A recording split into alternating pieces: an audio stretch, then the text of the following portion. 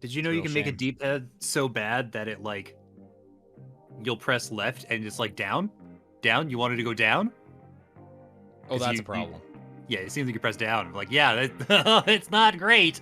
Because I mean, I guess for most games where they're like, oh, you don't use the D-pad for anything, it's all the analog stick. Untrue. That is, in fact, not a fact. Not a fact, Jack. Thanks for coming to my TED Talk. I hate when people say that. I hate it. It's the worst. I can tell because it's burrowed its way into your brain from having heard it so many times. There was like some stuff that I was like, well, I could do that maybe. And then 3 of them was like, no. There's other people who also want this and they'd be a better fit. And I'm like, like I technically volunteered for Elden Ring because I thought somebody needed to do it, but then somebody else did it, and I'm like, oh no. and I also volunteered for Final Fantasy VI Pixel Remaster, but that's at the end of the month. And also, I feel like somebody else on our team has done every single one of those. Yeah, it's Stefan. So, yeah, so that feels like a pretty long shot. Yeah, but I want that one too. I don't think I'm gonna get it. I'll probably just buy it. Oh, I'll for sure buy it. The next 2 codes I'm for sure getting are in March, and they're both Switch games because James is Switch guy now. Yeah, It's the ties. That's how we know. Yeah. I figured you'd be all over that Project Triangle. Yes, that is one of the games. Oh man, that is gonna be a good time. That is gonna be a good fucking time. They made that for me. Yeah. It's so beautiful. Like, might be my favorite looking game on the Switch. Which is not to say that I can't talk for another 20 minutes about Pokemon, because I can! I can and I will. Don't try to stop me. Well, I mean, you will have to in order to get me to. That was so evil sounding. Anyway, let's do a podcast. Let's talk about games, guys. Let's talk about games. I like them. I like games. I also like games. They're fun. Yeah. And that's what we talk about here on Press X to Podcast. Hello. I'm Paul. Yeah. That's Rhett and James. Hello. We're here to talk about the video games. And I'm going to start right off with video games that I can't talk about. You might even say the content is forbidden. Right. It's forbidden for you to talk about this specific game. Yes, I've been forbidden from talking about Forbidden West. Right. Double forbidden to the maximum until February 14th. Watch for the review. You guys could talk about it, but I just have to sit here in silence. I can't tell you anything except that I played it. I also want to play it. I took a long time to get on the Horizon Zero Dawn train because I'm just not one of the cool kids sometimes. And when I did, it ruled. It was awesome. I don't know, man. It whipped ass. I don't know what I can tell you besides that. So I assume this will be that also. Zero Dawn is really good. That's a Is great it better game. than first? Better? Oh, I guess you can't say anything, but I can't That's say right. gonna We're talking about the first game, Rhett. Yeah. That's what we're talking yeah. about. Horizon Zero Dawn, great game. Love that game. right. You'll just have to come back for the forbidden knowledge next time. Yeah, Yep. that's right. I can say I will have thoughts, feelings, and opinions. Damn. All 3, huh? Mm-hmm. Okay. Usually try to hit all 3 at least once. That's good. You know, and when you start leaning towards one of those 3 directions, that's when you know you have a really strong take to share. You know, if you get really opinionated, you really get into your feels, or you have a deep mental conversation with yourself about the game, that's when you know you've got thoughts and opinions and feelings.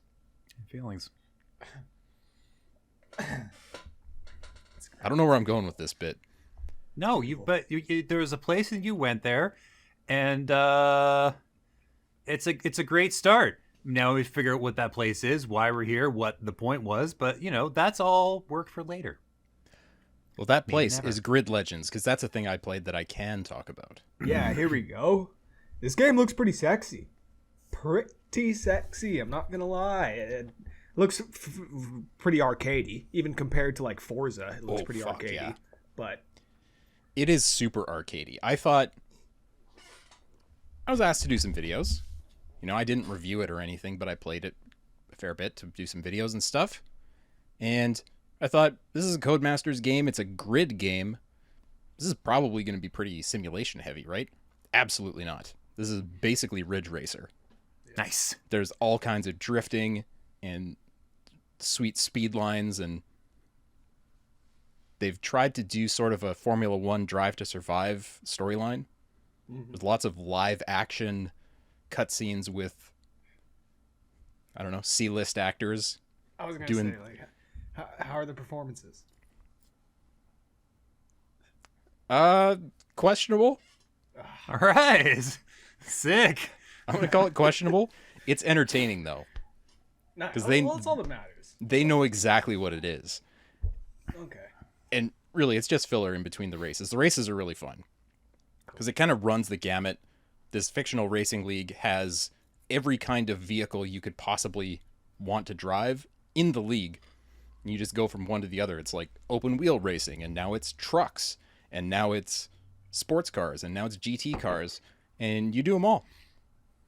It's pretty fun. Sweet. It's probably not as in-depth as something like a Forza Horizon 5 or Gran Turismo 7, which I know we'll get to. But yeah. But super sexy, though. Like, really, really nice visuals. Hey, at least from what I've seen, very, very nice visuals. It doesn't run great. Like, I played a PC build, and my computer is not the best in the world, but I mean, I played Dying Light 2 at pretty much high across the board. Yeah. And I had to tone her down quite a bit. Like, I was playing at 1080p to get it to a smooth 60, but I don't know.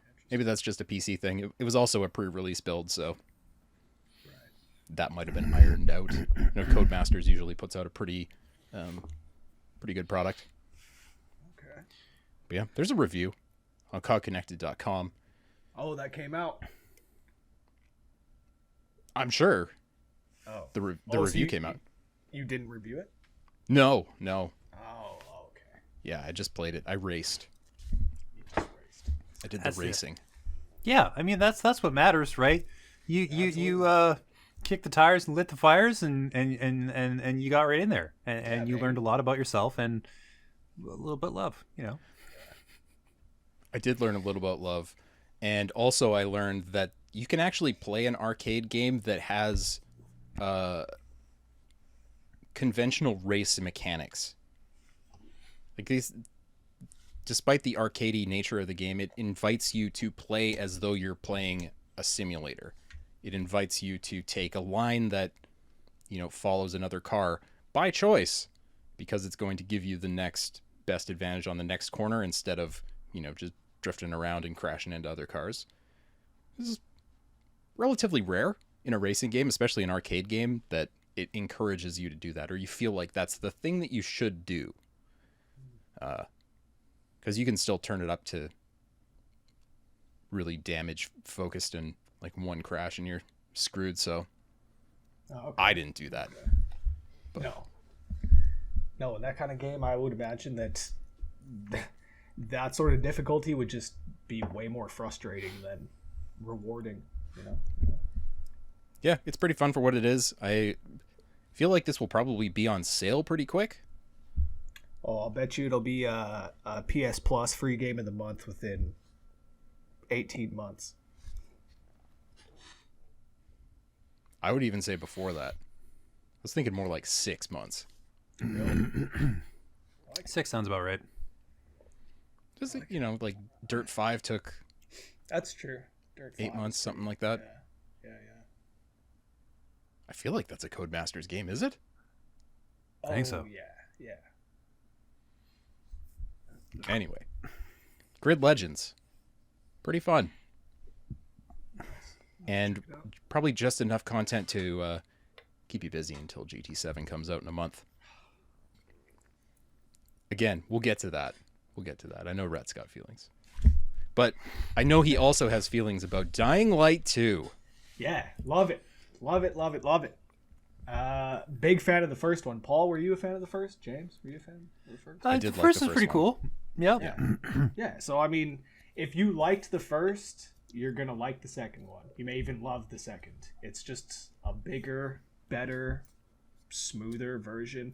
It's got a lot more color in it, so I think it's a lot more enjoyable that way. I'm enjoying exploring the city and whatnot, just because there's so much less gray and brown. There's more greens and blues, and yeah, it's a very, very pretty game to look at. Although on the PS5 in the performance mode, it's currently running at 1080p, 60 frames, and Really? that is not ideal. That is not No. ideal on a 65 4K TV. Like, it is not ideal.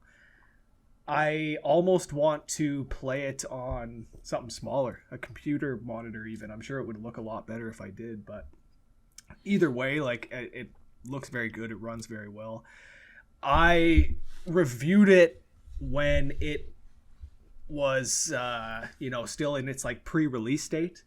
So there was a lot of that. I mentioned in our chat, there was a lot of that like review code jank in the game, but I didn't feel too strongly like I needed to penalize it for that. It was just like little things here and there that, sure enough, they announced, even when we were reviewing the game, Techland, they announced that there was going to be a patch on day one, and it ended up being like 1,000 fixes for the game. And sure enough, the vast majority of bugs that I was seeing on a fairly consistent basis were gone on day one.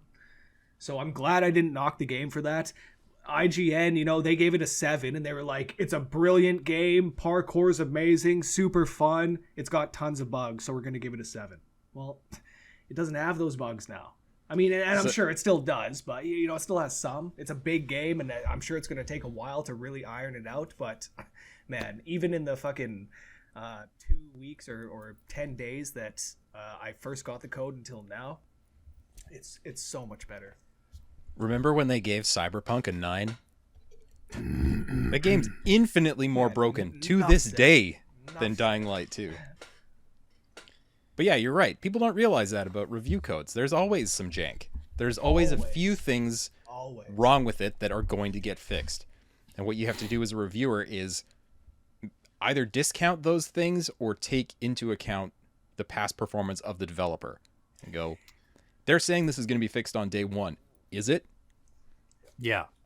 I'm glad you brought that up, because Techland with Dying Light 1, they supported that game better than pretty much any other game that's ever come before it. Like, they consistently, without even like really hyping things up, without announcing stuff even, they just consistently dropped DLC for that game up until Dying Light 2 came out.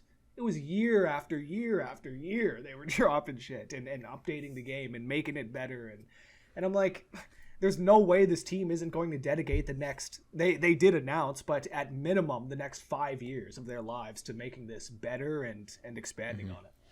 Yeah, it was just, I don't know, maybe 3-4 years ago they added this whole other zone and vehicle mechanics and stuff to the original. So yeah, crazy. God knows what they're going to do to this. Man, I can't wait. Yeah, I can't wait.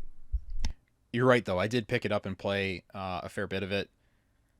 It is very fun. The parkour feels incredible. Oh man. Like in my review, I wanted to stress the fact that it feels very, very good to level up and to improve your character.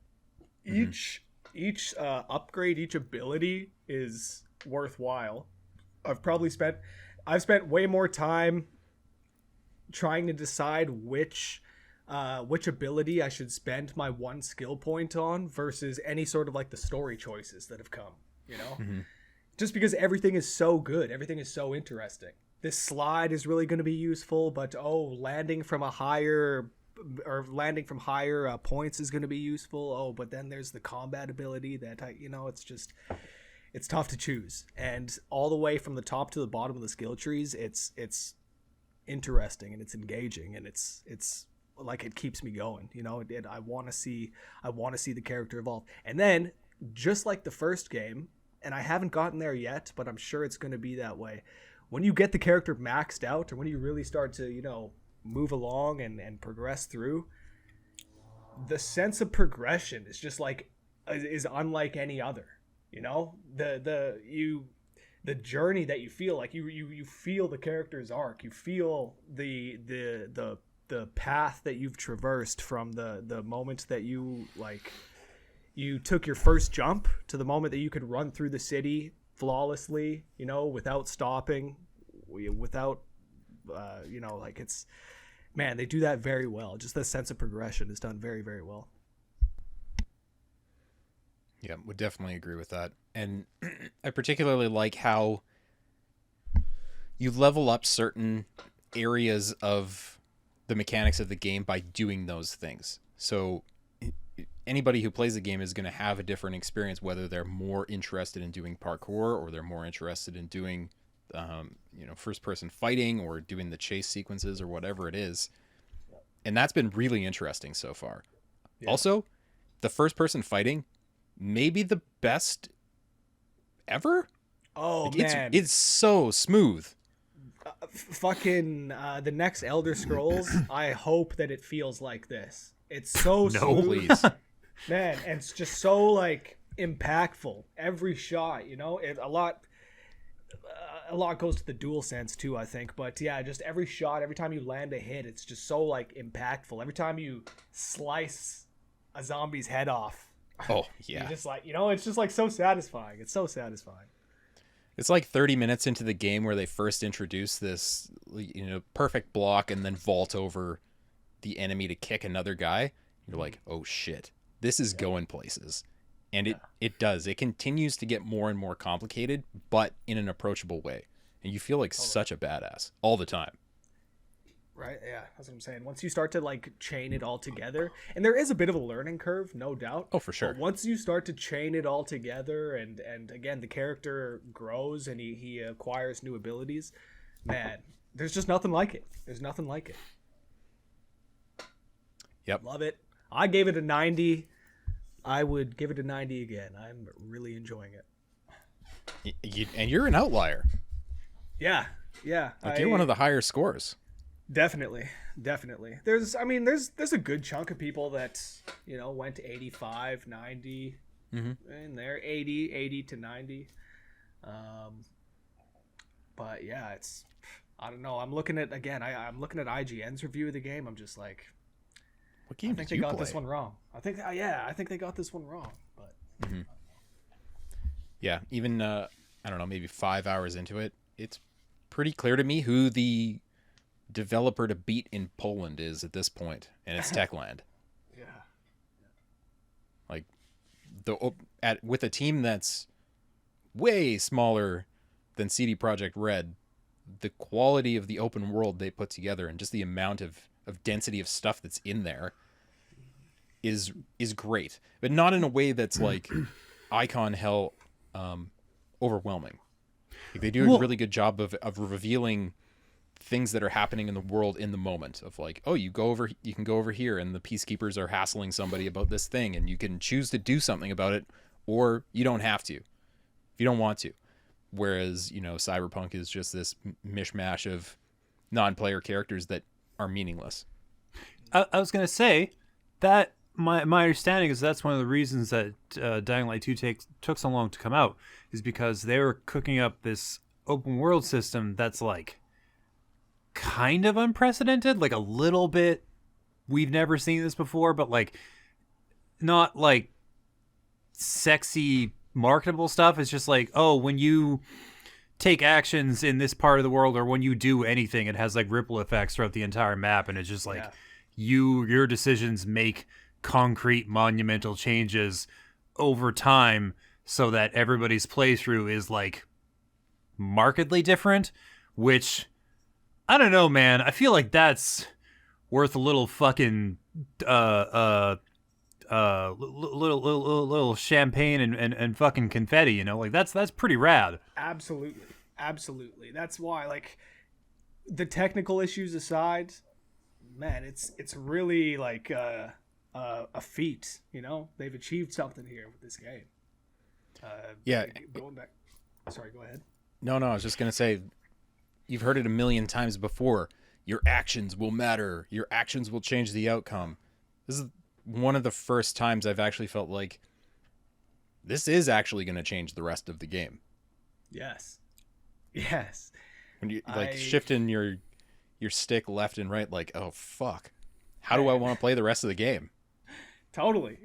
I'm having a tough time choosing my skills, but choosing which zones go to which faction and how that changes the map, it's a very, very difficult decision. They become very, very difficult decisions.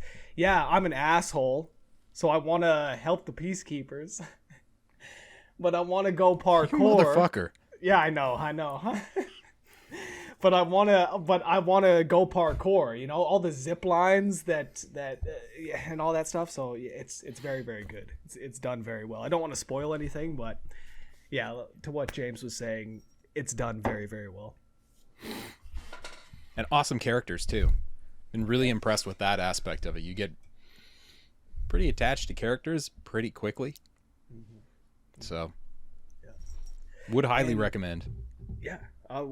Absolutely. One other thing I would say is that I appreciate that the side quests are not just, you know, a fetch quest and an escort mission. Like, I was playing the game before we started this, and I did a side quest where I needed to go and I just had a conversation with this mother and her daughter to help them figure out where to spend their supply of water.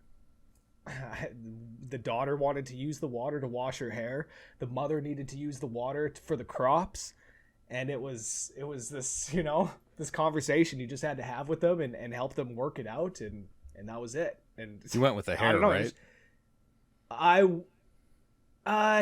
shot that down. I was come like, on, man. No. I honestly, I think I got the best resolution in that quest. I ended up getting the conversation to go to, why don't you use a plant-based shampoo or a plant-based soap so you can wash yourself with it and then also water the crops with it. And then I was like, yeah, fucking rights, pop the champagne.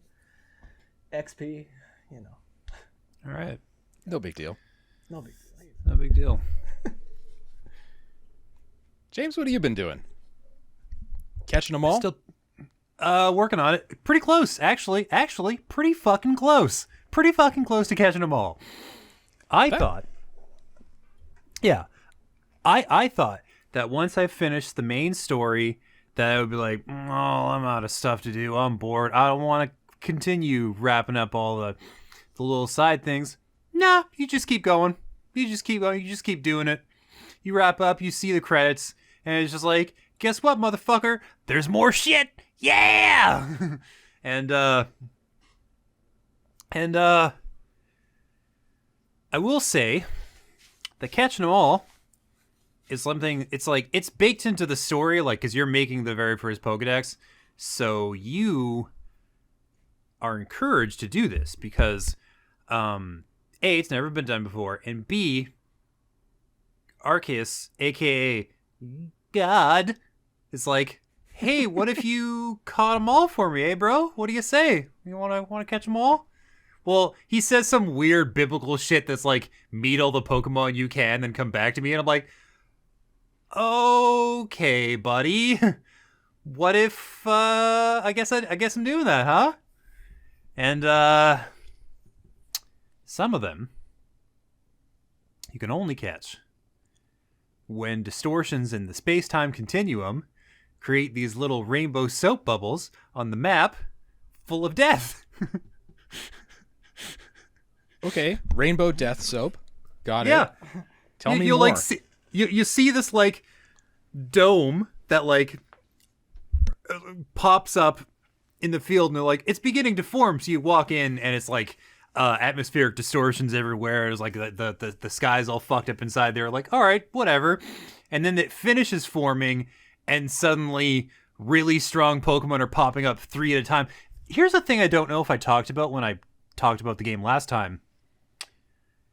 Pokemon can fucking gang up on you. Oh, yeah. Yeah. So, like, if 3 or 4 of them are within range when you trigger a battle with somebody, they all get in on it. And you can't, like, put a bunch out. You're just like, well, I guess my one guy is really strong or else he's fucked. Which I feel like your character should be able to help out in those cases. You know, whip out a nail bat or something and start wailing on a Squirtle. the most I've been able to do so far is get in the way of an attack and get knocked on my ass. Okay. You're just like, oh god. It was like, I should stand further back. This was dumb. I'm gonna move. But yeah, there's a handful that you can only find in these bubbles, and it's the different bubbles for every region. So you have to go to the right one, and you don't know when it's gonna fucking pop up. You get no idea. You get no idea. So that's been annoying. But that's like the last 5% of the Pokedex. I've wrapped basically everything else. Because I want to go meet Pokemon God and beat his ass, you know? Like a real JRPG. Yeah. Fighting dethrone God. That's how most JRPGs tend to end up when you play them for long enough. This ragtag group of high schoolers is now tasked with killing God. Mm-hmm. Yeah. Well, at least you're 15 in this game and not 10. 10, Yeah. which was the Well, at least usual you're age they 15 called in you. this For a I lot of remember- times it was... I was just going to say, I remember at 15, I was ready to take on a god. Sorry, James, go on. No, you're right. You're right. That's a very good point. Right? Also, what happens is in the beginning of the game, one of your bosses, your future bosses, is like, hey, because somebody's like, are you sure this person can go out into the wild and hopefully not get killed by a Pokemon? And they're like, looks you over, gotta be at least 15, right? You're fine.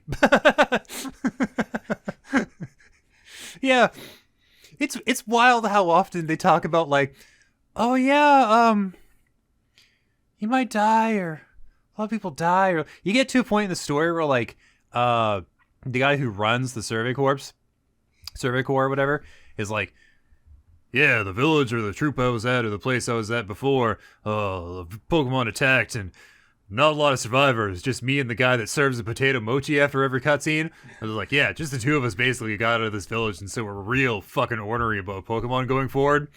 You're like, oh, that sucks, dude. So we didn't talk about this last time, but what is the Pokédex like in this game? Like, what are the Pokemon? Is this the original 150? What are we looking at? It's a mishmash. It's a lot of stuff from the Sinnoh region in Generation 4. And they throw the some dark random times. ones in from like, I like Gen 4. Yeah, it's the Pokemon nobody remember. I was going to, so like, what are some Gen 4 Pokemon? I can't think of any. You can't think of any either. Yeah. Like, I know. Yeah, I it's know, all like it's like Sneasel and like Basculon and Basculin and like Ursaring and like that's that bear? yeah, the bear. That bear's cool. What about Miltank? That's a Gen 4. That's Gen 2. Oh, okay. Man, that's good shit.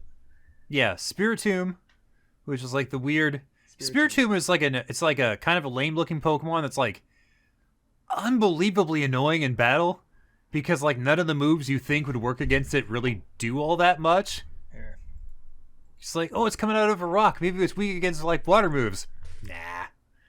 Oh, it's a ghost. Maybe you can do like ghost shit. Oh, Not yeah. really. It's just like, nah, it's fine. It just does its own thing. This was a weak generation for starters as well. These three. Oh, the starters are actually a mix of different generations, the ones you pick from. Because there's like, fuck. There's some from Gen 2 and some from Gen 4, and I think yeah. So it's like a hodgepodge, and you can get starters from other generations. Like you can find Infernape and Piplup in the wild, and Turtwig, and then you get like oh my god, the salamander with the flame shooting out of its back. Typhlosion. You can get Typhlosion as a starter, or the owl, the emo owl, or the fucking otter. Dog, this gen sucks. The only thing notable is the fact that they gave fucking Electabuzz and Magmar an evolution here. Yeah. What was the gen where they decided that a garbage bag was a Pokemon? 5 or 6. That's when it got good again. Yeah. I will say something something I didn't really talk about in the review is that there's something so awesome about alpha Pokemon, because not only are they angry and they'll chase you halfway across the map to beat the shit out of you, and they will hyper beam you when you turn your back on them, but they're really big. Huge. Like, and they stay big. You catch them and they're just big. I had like a Kricketune who was like 6.5 feet tall, and like your Hauntar and your Gengar, if you get those in alpha, they're fucking gigantic. And the other god Pokemon, Palkia and Dialga, are like, no joke, 12 feet tall. You have to like tilt the camera to like see the whole Pokemon. It's fucking awesome. I'm pretty interested in getting into this at some point. I've really, really been enjoying it.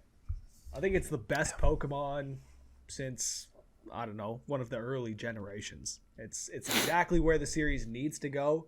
Yes, it has its faults, but incredible groundwork laid here. Like, if the mainline Pokemon series, if this isn't the mainline Pokemon series now, I'm going to be disappointed, because this is where this series needs to go. Like, it's very, very good. Yeah. It won't be, because major blockbuster world-shaking Japanese franchises tend to grow incrementally, and they'll probably take bits and pieces of this system, like stuff that the fans really liked or stuff that the developers really liked, and kind of run with it. Like, I hope a lot of the mechanical improvements they stick with, even though I know like the story beats and the way the like the larger gameplay loops played out probably won't keep, but like all the like quality of life changes to like how experience is doled out after battles and how like easy breezy it is to like catch things, like all that shit needs to be mainstays going forward.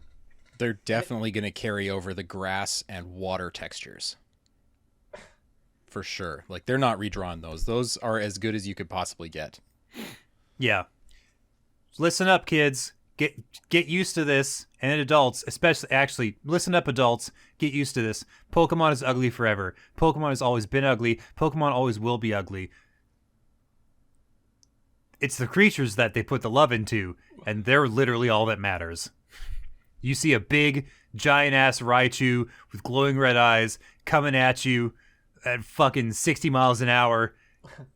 It's all you want in life. It's the good stuff kids go for. What else do you even fucking need? I don't give a shit if it's just like the grass is like a painting on a bump map. I don't give a fuck. Also, they're definitely going to go back to the old formula, because there are still matched pairs of interesting gems and items that they could use. Like, they haven't used all of them yet. Right? It should be Pokemon Mayo and Mustard. That'll be the next two. Calling it now. A greater combo there's never been. Why the fuck would it be mayo and mustard? I dug deep for the shittiest thing I could think of, Rhett, and that's what I found, all right? Yeah, but why wouldn't it be ketchup and mustard? Because Ketchup is the third game they released that's a combination of the previous two, okay? That's fair. Okay, wait. What if the first two are ketchup and mayo, and the third one is burger sauce? Like it's the union of ketchup and mayo. Pokemon burger sauce. I'd play it. Or Pokemon condoms and cigarettes. Wow, there you go. Rated M for mature. Yeah, it's a nice combination. It's nice. Well, glad to hear that is continuing to be a good time for you, James. Absolutely. So, I think we should talk about the news. Wait. Okay. I'm Go sorry. ahead. Before we go on to the news, can I just say one little thing? Because over the past 2 weeks, I've been playing Dying Light 2 and Pokemon and Ollie Ollie World, and these games are all fantastic, but the majority of my time has been spent with this little game called Vampire Survivors. James, you Fuck yeah, shit. motherfucker. Fuck yes! I'm so addicted. So addicted. It's just, like you were saying, it's pure dopamine. It's just a pure dopamine trip. You're just constantly being rewarded. Gems are flying at you. You're upgrading. You're becoming more powerful. You're killing more things. Man, it's a good time. For $3, that's probably the best $3 game I've ever played. Did you get to the point where like you literally can't play the stage anymore and the Grim Reaper comes and finishes you off? Yeah. 30 minutes in, Grim Reaper, yeah. Apparently, if you actually kill the Grim Reaper, you unlock Missingno. Yeah. That sounds like a copy pasta. That's what that sounds like. No, I'm serious. Missingno he's in the game. All you have to do is surf 5 tiles down from the Snorlax. Yeah. On land, and you'll spawn Missingno instead of the Grim Reaper. I think that's how it works. Okay, well, it's not 5 tiles down from Snorlax. It's on the fucking shore of Cinnabar Island, up and down, after talking to the dude with the coffee. Yeah, well, I haven't done that in probably 15 years. Whenever that game came out, when the internet was in its infancy. 2025. Oh, yeah. Me too. James, you're hurting me here. Yeah. I know. Are you saying that I was, in fact, 10 years old when I went on my first Pokemon adventure? Wow. It's not impossible. Wow. Pretty close, actually. I just added Vampire Survivors to my cart on Steam. Good. So It's a terrible decision. You'll regret it immediately. You'll play it for hours. You really will. Like, you're gonna regret it. I'm like, dude, I want to go play Dying Light, but I need to do one more run here. Yeah. Which turns into 30 minutes. Yeah. You can get your power-ups going to the point where like a screen full of enemies is pouring into this like swirling ring of death you have surrounding you, and you have like the pickup radius magnetism perk as well, so that the gems are also flying at you at 100 miles an hour, and it's like almost glitching out the sound where it's like it's just like, and the destruction, it's just that you're like this weird like swirly hurricane of violence that like nothing can get inside. Yeah. It's so good. You got it in your cart now. Go for the King's Bible. Here's my recommendation for you. King's Bible. That'll take care of you, Paul. Okay, I have no idea what you're talking about, but I will remember You'll that. know, yeah. I've got it in my cart, but it's already found a way into my heart. Yeah. There you go. And that's what we learned about ourselves on this episode. Yeah. And the beautiful thing about it is that you will purchase the game and it will be ready to play by the time I'm done this sentence. It's a few hundred megs and it's a few hundred hours of fun potentially. And also, the devs have really been supporting this one too. There's been updates for it several times a week at this point. It's the highest ratio of megabytes per hour of fun in history. Yeah, it's pretty up there. Game of the Year 2022, Vampire Survivors. Yeah, it's Could be. It's gonna find its way onto some list, whether it's on our mock list or our real list remains to be seen. But I think it will be a contender for one of our real categories. You know, so that's it. Best indie maybe. Well, now it's pretty early in the year for that miraculous indie that always makes it into the top 10 to have a released. Mm-hmm. But it could be. Yeah. It could very well be. Let's talk about Sony buying Bungie. Sure. You know, it's not as big of an acquisition as Activision. I think it's arguably more interesting, though. Yeah. Definitely a quality over quantity kind of thing. I think it's interesting in the same way that MLB showing up on the Xbox is interesting. It's just hilarious to see the makers of Halo as a Sony company. Yeah. I mean, but interestingly, like, they have maintained complete independence to publish on whatever they want and self-publish. So it's not even going to say, like, PlayStation Studios in front of Destiny 3 or whatever their next thing is. So For now. Yeah, I mean, they could Darth Vader it and change the terms of the deal. Like, they didn't buy Destiny. They didn't buy game sales, really. They're going to get that, but they really bought the ability to market that franchise elsewhere through the rest of Sony. That's what I was going to say. It sounds like they they spent $4 or $5 billion to make as many Destiny movies as they could possibly churn out. That is definitely a story that could benefit from a clearer lens. Because, like, there's a lot of story. And it's all buried in, like, optional shit. You know, where you're like, you read this, you look up this, you download this, you find this, and this is the crazy story of Destiny. And it is a crazy story. Really out there, but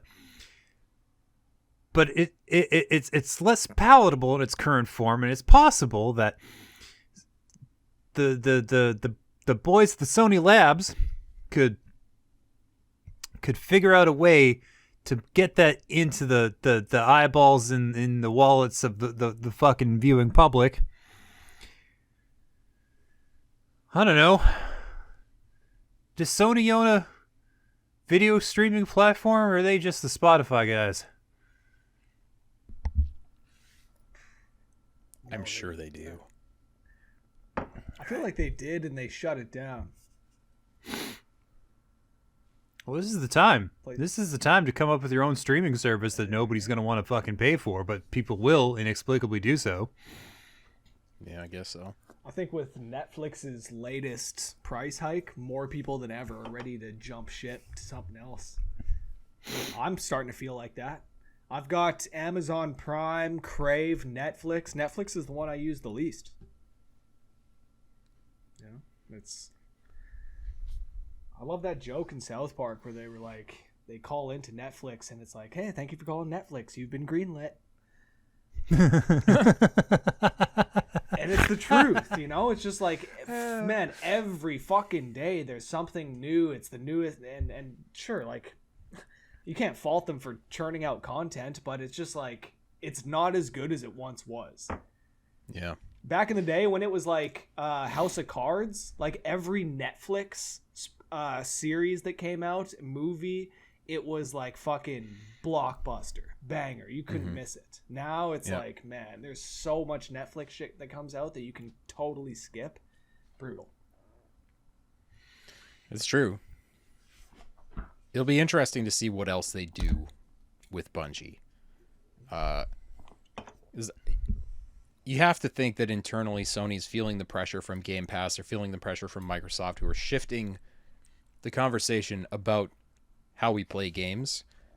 It makes sense that they would want to pick up a company that has mastered that ability of delivering a live service on an ongoing basis. Like, you wouldn't guess it, but Destiny 2 is the second biggest game on Steam. Period. Like, it's got almost 40 million players. That's fucking wild. I think it goes back to what you were saying last episode about how the truth is Destiny 2 has probably the best gunplay in the business right now. It's fucking good. It's smooth, it's satisfying, it's crispy. Yeah, it's very, very good. Yeah. Bar none. And people love to shit on that game, and I was one of those people for a long time. But I think it's better than it's ever been right now. You know, it's got enough content there, and yes, some of it is getting vaulted, like happens in all MMO games. It has enough content there that you don't need to do that whole min-max thing and try to make your character the most powerful you possibly can. Unless you want to. You can do that, but you definitely don't need to. You can be very competitive in the PvE stuff. You can be very competitive in the PvP stuff without doing that. And you can kind of pick and choose what you want to do. If you just want to hang out with your buddies and go shoot some stuff, you can do that. Yeah. Man, it's hella fun.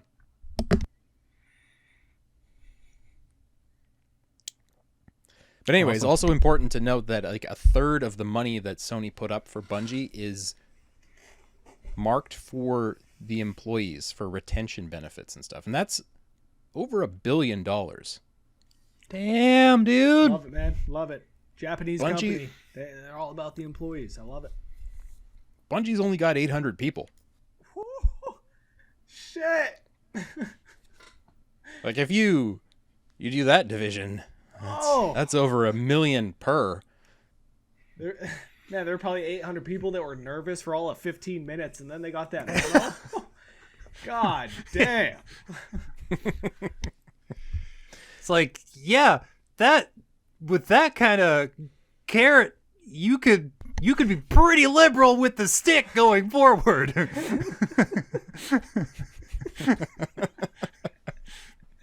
Somebody will say the words crunch, and that student will be like, yeah, I don't give a fuck. Yeah. Creative application of the stick is incoming. Yeah. Yeah. I feel like Destiny, Bungie was also working on some other IP, or they had a new IP in the pipeline as well. I don't remember what that is, and I don't think anybody's seen any of it. Well, I mean, it's a huge game and it's a live service game, so that understandably takes up a crazy amount of oxygen. Like, Epic, for example, has been basically just the Fortnite people for ever. Oh, Because they want to make sure that is like wouldn't every it be? child's dream game right? Yeah. in perpetuity, which fair. So it makes sense that the Destiny guys would be. I will be interested to see if new things that are coming out of Bungie get pressured into being PlayStation exclusive or PlayStation primary kind of experiences. Well, The like loss of Call of Duty is on the table, potentially. Destiny 2 is all. They already had like 2 weeks or a month or something of exclusivity when it launched. Remember, it was like it's here for the first month or whatever on PlayStation, and then you fucking Xbox losers gonna have a taste. What do you say to that? You're just gonna get rocked in PvP by these people who've been practicing for the last week. It's like now there's no reason to not just be like, well, you'll have this exclusive content for a year on Xbox, and then we'll give it to you PlayStation peasants. But you know, I just, it was going back to what we were saying about what was the exclusive we were talking about? But it's just like I cannot imagine that they spent that kind of money to keep anything multi-platform. You know? Mm. Eventually they'll Darth Vader it, and they will say it's Call of Duty's an Xbox thing. Play it on PC. 2023. 2023. Not eventually. Not 2023. Yeah, man, I love it. Yeah, I agree. Like, whatever projects are in the pipes right now, in the middle of development, those are multi-platform. Everything after that, fuck you. Right? It's ours. Yeah. 70 billion? Yeah. It's ours. Is big money. It's ours. For $70 billion? Yes, absolutely they're going to do that. Yeah, sorry, y'all. It's ours. We'll set you up. We can do the payment plan through Best Buy to get you an Xbox, but make no mistake. I tried that. about They it. wouldn't let me. Yeah, right? Me too. Yeah, they said no. Make no mistake about it. Yeah, which I didn't understand. I've got okay credit, but I have the money to pay for it outright. Yeah, it was yeah, just yeah. an easy way to get the fucking thing, and they said no. yeah. Wow. I could buy one tomorrow if it existed. Fuck. Yeah. I mean, it's not a huge counterpunch, but it is a counterpunch. Bungie? Yeah, Yeah. Bungie. Obviously, that was in the works for a long time. Mhm. That, just like the Activision thing, it had to be in the pipeline for a long time. Probably both of the companies had heard rumblings. So this is the counterpunch of, okay, well, if you are going to take away Call of Duty, we have not could take Halo. Destiny. We have the people who made the good Halos, and they're making an exclusive IP for us. So shove that up your ass. That's a very, very good point. Very good point. They can just sit there with the ace in the hole. You know, if you keep And they can Call of threaten Duty until the cows come home with that too. Of like, you know what? We will go out there and we will market this as the game from the people who made the good Halos. Yeah. straight up Why wouldn't we? all day long. The Halo that you know and love. The makers of Halo 2. The greatest multiplayer game of all time. Your childhood. The makers of your childhood. Yeah. The copy writes itself. Absolutely. So we'll see. We'll see what happens. There's lots of other stuff happening because we also got to talk about Rockstar, I guess. Is they confirmed in an email that GTA 6 is in development? Of course it is. Yeah, like, nobody thought, well, For one okay, second. For one to be fair, I kind of thought that they were like, well, we never need to make another Grand Theft Auto because GTA Online is like backing up dump trucks full of money to our front door every 6 months. They did make Like- they did make a good point in their press release that like they've definitely become a company that their focus is innovating in a monumental way at this point. It's not long gone are the days of GTA 3 and Vice City and San Andreas that all came out within a few years of each other. Now it's all about, it's that 8, 9, 10-year development cycle and putting out a game that pushes the genre forward.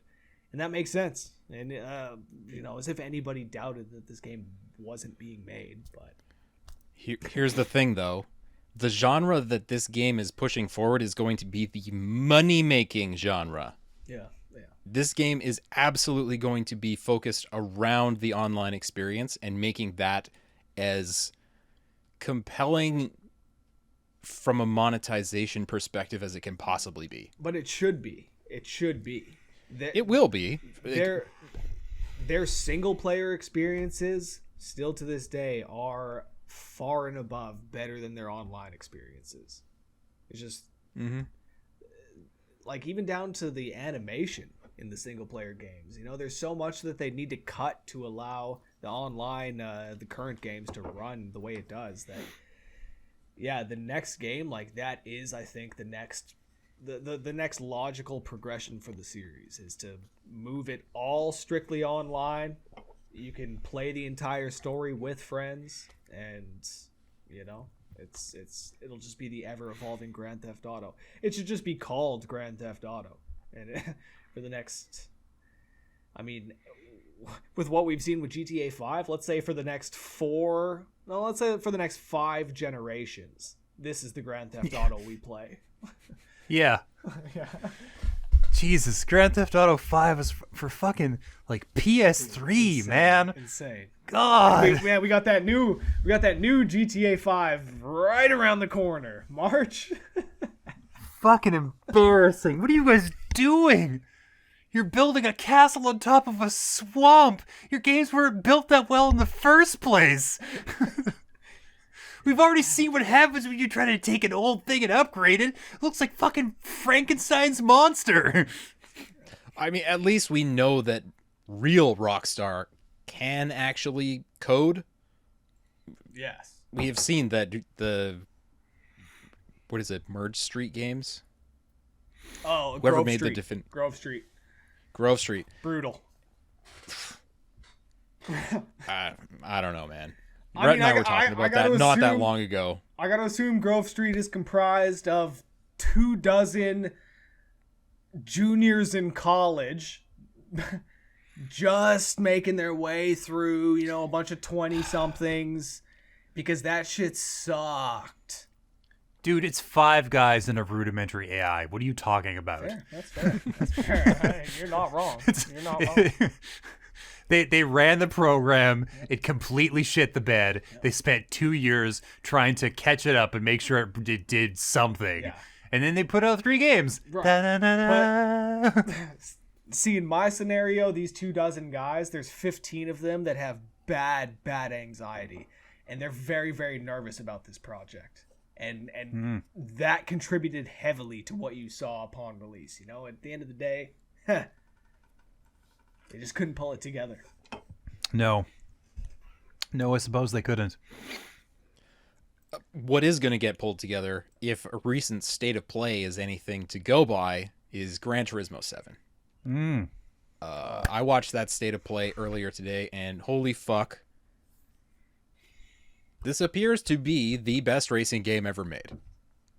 Yeah. Haven't played it yet, but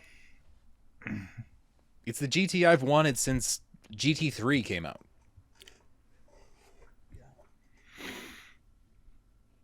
Just the one you were always hoping for. Just the one you begged for. One you dreamed of. I was completely sold, and Rhett and I were talking about this earlier, when they started talking about how they designed a system that simulates weather environments. There's not just weather. The entire environment is simulated based on the region in which the track is situated. So if there's a threat of rain, that rain will develop as it would at that track. They have some kind of cloud development simulation, some kind of rain development simulation. It's nuts. I'm not surprised at all, but it's crazy. Yeah, crazy.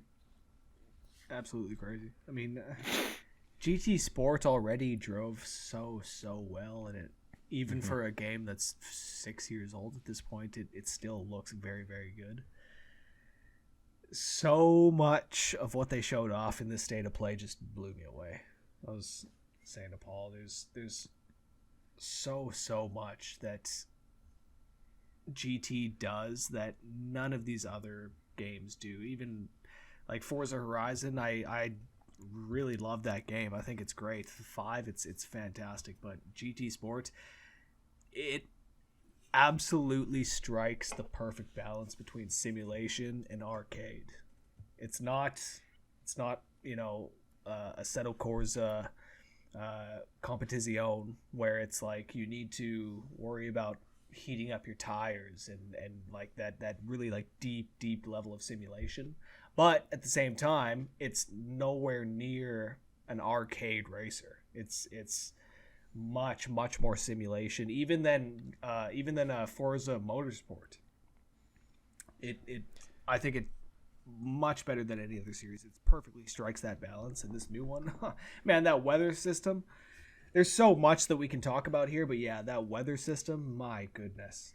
The fact that the clouds when you're racing in Tokyo are going to look like they would in Japan versus the clouds that you see in California. Okay, but could I, a layperson who is not, for example, a meteorologist, truly appreciate the difference between Japanese and American clouds? That's a great point. But I think that we're at the point with video games where the visuals are so good and GT7 looks so good that I think you will. I think you will appreciate the differences in the skylines and in the horizons. Hey, listen, I'm happy to be proven wrong. Yeah. Especially in a positive fashion. If it was just like, it's going to blow you away, and I say no, and then it does, fucking awesome. Great, right? Like, 100%.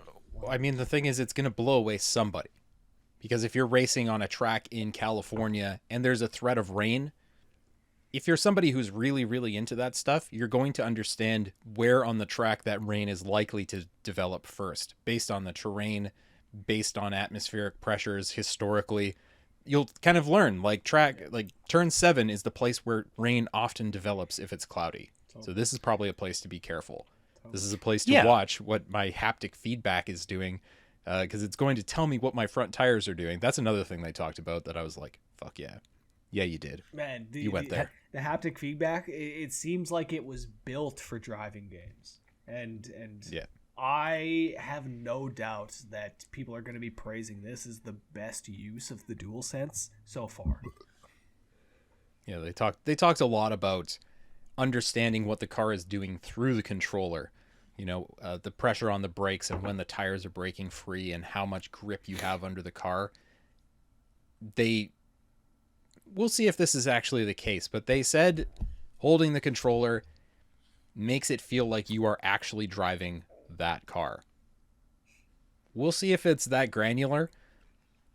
But I mean, even if I can tell the difference in the tire response between two drastically different kinds of cars, I'm going to be pretty happy with that. I think that's great. There's so much of the music. I love how one of the big focuses is the music this time around. Yeah. That beat mode or whatever they call it, where you get into a group of, I can't remember how many people they said you can get in there with, but you get in there into a game with a group of friends and you're driving along to a certain song and you need to like hit your checkpoints to earn more beats so you can continue driving. Just like a fun little party mode, but it's something that they mentioned where there's always been players that want to be able to just drive and listen to the music. But of course, like, it's so important to be able to hear what your car sounds like and what's happening with the brakes and the tires and everything, that most of the time people just turn the music off. I know I definitely, when it's time to like get serious about the racing, I just turn the music off. So I think it's nice that they are paying a bit more attention to that, and they want to encourage people to listen to the music and just drive around with friends. You know, it sounds like it's going to be a bit more social definitely more social than GT Sport, but more social than any of these games have been in the past. Yeah, they talked a lot about the various different ways to play the game. You know, they talked about the traditional GT experience where you can go and get your licenses and chase those gold medals in your super license and buy a used car for your first race and work your way up and concentrate on the tuning. You can do all that stuff. That's all there. And then they went on to about 3 or 4 different ways to play the game, like that music mode, where they have also gamified it in a way of like, here's this song, and I can't remember what it said, but there at some point it was showing on screen a bunch of different like gold, silver, bronze medals for different accomplishments while that song was playing. Like, how far did you get in the race before the song ended? Things like that. Oh, like it makes it so much more interesting to keep engaging with. Yeah. You know, it's easy to burn out on something that's the same all the time, but if you've got those other options, man, play it forever. And the thing with GT, like, with GT Sport, especially where I really got the sense of this, that was my most played. I got my PlayStation like a year in review, and by far my most played game last year was GT Sport, and it was because they did just what you were saying. They do such a good job of engaging the player, keeping them going, keeping them looking for that next reward, but behind all that is just the unbelievable driving experience that they've developed. It's just it's second to none, you know. It's really interesting playing GT Sport and Forza Horizon 5 next to each other and seeing how much better it feels in GT. Horizon, it's I like it. I love it, you know. It's great, but it's more akin to Ridge Racer than you know, it's an adventure game with cars. Yeah, exactly. Like GT is a fantastic introduction to simulation racing. If you ever wanted to get into iRacing or again ACC or Automobilista 2 or any of these like big you know, simulation racers that people really like, I think GT is a much better introduction to that world than any other racing game on the market. It'll be really interesting to see what they do with Forza Motorsport 8. I'm sure the team at Turn 10 was watching that state of play and either going, we got this, or being like, oh, fuck. Yeah. We got to be another delay. Get the whiteboards in here. We got to drop some stuff. Yeah. Like one or the other. But again, those two franchises are very different. Even Motorsport and Gran Turismo. Very different focuses. True. I feel like Gran Turismo is a little more playful in a way. It is. It's more about the culture. It's always been more about the culture of cars and appreciating cars and just, you know, kind of being enveloped in the culture. Whereas motorsports, I don't know, maybe it takes itself a little bit too seriously. I don't know. Yeah, a little mechanical. Yeah. Where it's like, you guys aren't making a hardcore simulation. You know, like you want to be a hardcore simulation, but you're not. So it's, I don't know, it doesn't quite hit the mark like GT does. Yeah. Is GT7 bringing back the car wash? It is. 50 credits. I love the car wash. 50 credits per wash. It's bringing back the oil changes. Yep. Like that sort of shit. It's just those little fine touches, you know, those little details that just make me smile. I can't wait for this game. The car cafe looks tremendous. Yeah. Going in there and opening up a menu and man, I'm super excited. It's just silly enough. Yeah, it's just silly enough. Exactly. Like whereas, you know, Horizon again, it's silly to the point where you're flying off of a volcano at 400 miles an hour, and it's fun, but I don't know. For somebody like me, it doesn't quite hit the mark like GT does. That's really all there is to it. I will say, Rhett, I don't think I've ever met in my life somebody as well versed in the various kinds of racing games and like the nitty gritty. When you were like, oh, here's all these franchises of racing games that enthusiasts are into, I'm like, what the fuck are you talking about? iRacing, that's the thing. I won't go off on a tangent, but I'll just say that if you get into simulation racing, all roads lead to iRacing. That's all you need to know. That's true. Yeah. Okay. That's true. Duly noted. But you can safely stop at Gran Turismo 7 because true. Very true. Good God, does it look good? Hopefully you have a PS5 because you're gonna want that ray tracing, my friends. Man, you're gonna want to play that on PS5. Yes. Yeah. Wow. I'd seen videos of it before, but watching for that long and just seeing how good every aspect of it looks, the replays, bunch of different cars racing around, different tracks, different environments. Man, they put in work. It's like they put in work on this. I thought Horizon 5 looked good, but this. Yeah, I'll want to do a side by side. I'll want to get some of the cars that are common between the two and really look into that. How does Forza Vista look versus the GT7 photo mode, and can you tell the differences there, or can you tell which is which in a lot of cases?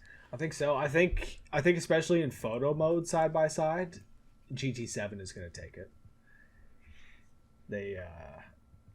they've put so much emphasis on the photo mode as well. The scapes in GT Sport were a big thing. I don't like photo modes in games. I never use them. Not that I don't like them. I shouldn't say that. I just never make use of them. But the scapes in GT Sports, I actually got into because a lot of the time they do look like real life. It's yeah, the effect that they achieve with that stuff is crazy. So GT7 with the ray tracing, man. Certain games just do that stuff right with the photo modes. Like Ghost of Tsushima was another one where I was just constantly entering the photo mode. I would imagine that the new Horizon, that probably has an incredible photo mode. Well, I mean, who could say? I don't know anybody who's actually played it, so. Not sure.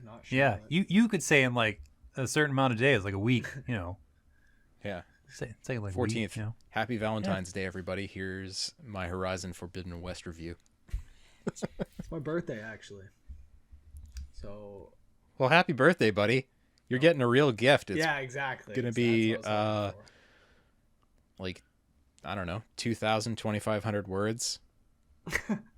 15-minute video. Shit. Jesus I don't actually Christ. know. I haven't started writing it. 2,200 though. Shit, that makes me feel bad for writing 1,000 for Dying Light. I was just thinking about Garrett's Halo review.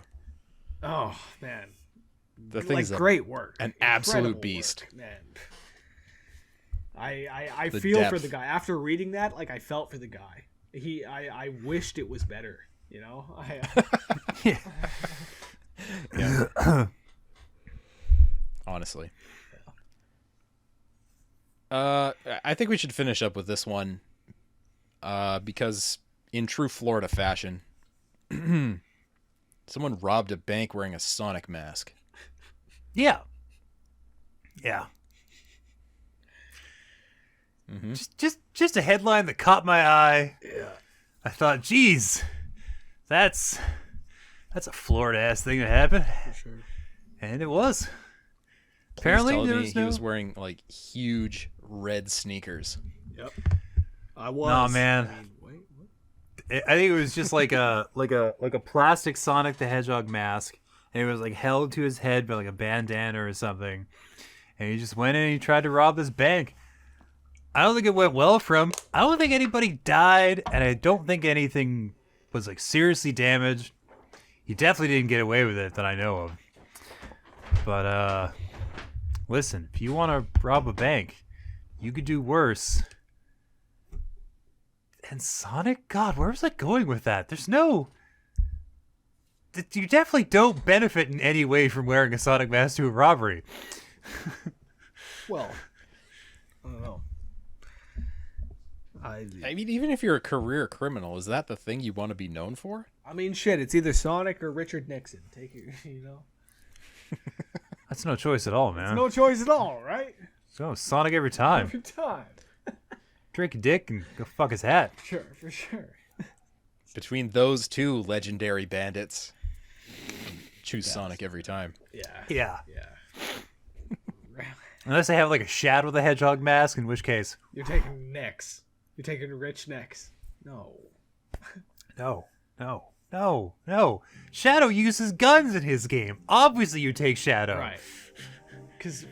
He's custom equipped to do bank robberies. Right. Exactly. It's got like a huge... Nixon got caught. Looks like a... So why the fuck would you want to be him? Yeah. He has like a huge fucking Desert Eagle ass looking gun. Or two of them. I can't That's remember. Nixon? The games were dog shit. It doesn't matter. Nixon has 2 Desert Eagles? No, Shadow the Hedgehog. Okay, sorry. Fuck Nixon. What? Well, I don't know. Why the fuck would a character from Sonic have 2 Desert Eagles, but Nixon? That's an Sure. amazing question. That makes sense to me. Yeah, right? It's a very strange design decision, but Shadow the Hedgehog absolutely has 2 honking guns. I gotta look that up. I've never seen that. Everybody remembers that famous Nixon speech where he slapped a Desert Eagle on the desk before he resigned the presidency. For sure. Throwing up the pieces and yeah. Yeah. Fucking takes them out the holes and just lays it down. Yeah. My time here is done. Yeah. Yeah. I'm not a crook, but I'm also not a fucking punk. And just out comes this fucking hand cannon. But I'm also not a fucking punk. Yeah, 100%.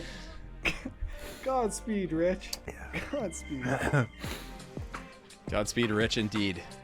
I think on that note, that's going to bring us to the end of this episode of Press X Podcast. Episode 3 of Phase 2.0, Season 5. Yeah. With your pals. That's us. Was this live? No, you were saying it didn't. No, this was not live. Hopefully next time. Hopefully next time. Hopefully next time. And then we're gonna try. I gotta get some API keys and stuff. Yeah. So if you're listening, we're gonna try to maybe work in some callers to the show. Maybe get some, something going on. I don't know. What are you, Howard fucking Stern? No, we're not gonna work at calls. That's exactly it. That's exactly it. So if you're listening and you have questions for the boys, get them ready. Rhett, I shudder to think what kind of guests you're gonna line up for this thing. Oh. Dude. Wait and see, my Do I even friend. want to know? Wait and see. Yeah, I will. I will wait and see. So anyways, thanks for listening, everybody. Thanks for watching if you were watching. It's been fun. We like doing these things, and we do appreciate you sticking around until the end. An hour and 15 minutes into this thing. We always aim for an hour, and it always takes an hour 15. Every time. Like clockwork. Yeah. So, tune back in a couple weeks where I'll be talking about Horizon Forbidden West. James and Rhett will still be talking about Vampire Survivors. And we'll all have learned even more about ourselves in those 2 weeks. And I look forward to hearing about what you all have learned about yourselves too, with our new call-in section. Yes. Pray to God we can get that set up. Yeah, it's gonna be sexy. It's gonna be sexy. That's all I'm saying. Yeah. I'm sure it will be. Hot time in the old town tonight. Oh, shit. Get ready, everybody. Get ready, everybody. We'll see you next time. Bye-bye.